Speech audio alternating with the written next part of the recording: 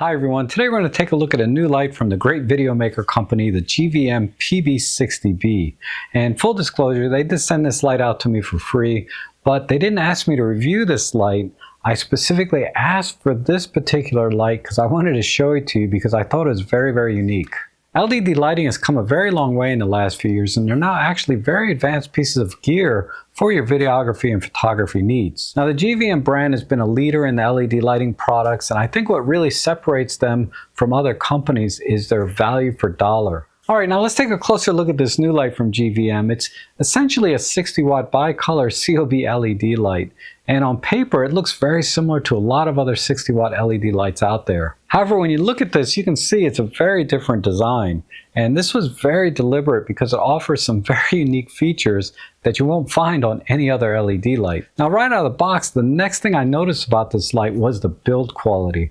I mean, it is extremely well made and very durable. So before I get into the unique design elements of this light, let's just talk about the core features. So again, it's a 60-watt bicolor COB LED light. So basically it has a 60-watt output, and I'll put the lumens here up on the screen. It's bicolor, so we can adjust the color temperature from 2700 Kelvin to 6800 Kelvin. It also has a very high quality light output or color rendition of 97 plus CRI. It has Bluetooth app control, so you can control the brightness and all the different special effects. There's about a dozen there via the app or on the back of the control panel. It has a very, very quiet cooling fan, which is fully automated and has various modes. And you can adjust the power from 0.1% all the way up to 100%. So it's a very smooth, stepless brightness and dimming. It has a built-in internal 6600 milliamp hour battery running at 14.8 volts. So that essentially means we'll get about an hour and a half of light output at full power just using the internal batteries. But it does have a Type-C PD compatible USB port. So what that means is you can charge this light up to 100 watts on a PD power supply. So it'll charge in about 2 hours. And you can also charge a light while you're using it, so you can get basically indefinite use if you're like in a studio situation. But out in the field, you should get about an hour and a half of use at full power. And I'm always really appreciative when the manufacturer includes a nice carry case for their products, so you can fit everything in here. It's form fitted, so everything's nice and secure for the LED light, the reflector dish, the USB-C cable, and the handle. Now I can attach the handle to any of the 4 sides of the light because we have 1/4 screws all the way around. So I'm just going to attach it here to the bottom like this. And it just screws in, and there's some locking pins in there. And now I can either just use the light handheld like this, or if you have an assistant, they can point the light to any direction that you need it. You can also angle the handle, in varying degrees, and it locks into place. But if you lock it this way, you can hold the light this way, which is, I think, a little more comfortable. Or you can hold it like a flashlight as well. And this will be the brightest flashlight you ever had, trust me. Now, the trick is, though, this also works as a light stand. So you can attach this directly onto your light stand, lock it in, and then you can adjust the light into any angle pointing up. But if you want to point it down, because it won't go any further down, you actually have to loosen this and flip the light around the other way, like this, then retighten it, like that, and now you can point the light in the down direction if you want. So if you're in a studio, this is probably the direction you're going to use it in. Now you may have noticed that this is not a standard Bowens mount adapter. It's not even a mini Bowens mount adapter. It's actually a proprietary GVM mount. They will be selling a Bowens mount adapter for this mount so that you can attach standard Bowens mount light modifiers. They're also going to have their own light modifiers like Fresnel lenses and barn doors and even a mini diffuser. But I actually found a workaround to using standard Bowens mount lighting modifiers with this light. I have one of these S-mount adapters. This one is from Godox, but there's many others. But basically it's designed for the round head flashes like this one, my Godox V1, also like the Godox 8100, so that you can put standard or speed lights and attach standard Bowens mount light modifiers and use your speed lights.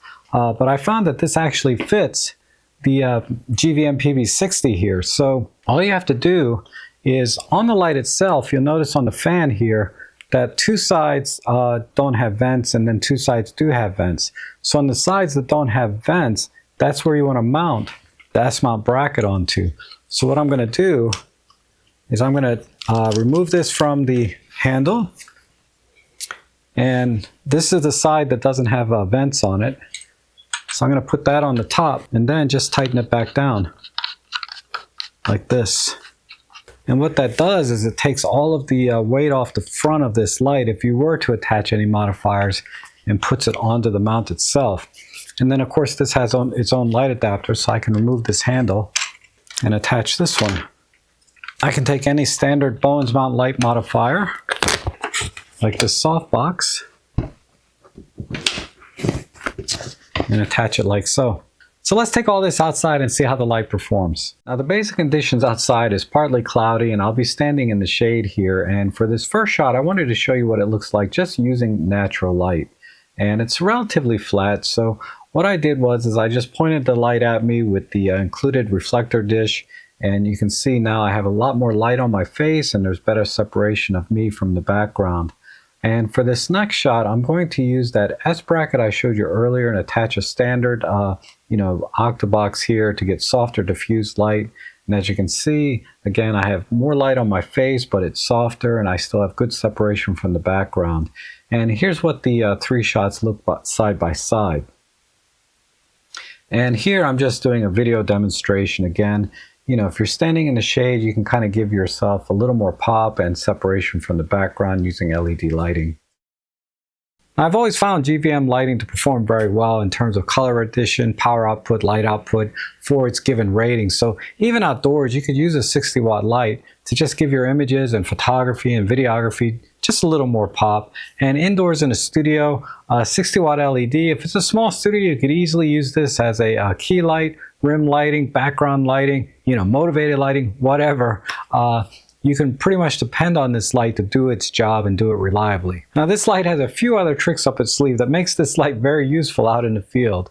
Now I mentioned earlier that this has a USB-C port that's PD compatible, so that you can charge the light very quickly from a power bank, or you can use the light and charge it at the same time. But it's also a two-way PD compatible USB-C port. So what that means is you can actually use this light to charge other devices. So if the batteries on my camera are running low or on my phone, I can plug in this light via the USB-C cable into any of those other USB-C devices, and it'll charge those devices. And with a 6600 milliamp battery, you should get at least 2 full charges on most camera batteries and 2 full charges on most cell phones. Now this light has actually one more trick up its sleeve, and that is it's weather sealed. It actually has a rating of IP25, which means basically if it starts to rain or drizzle, this light's going to be perfectly fine.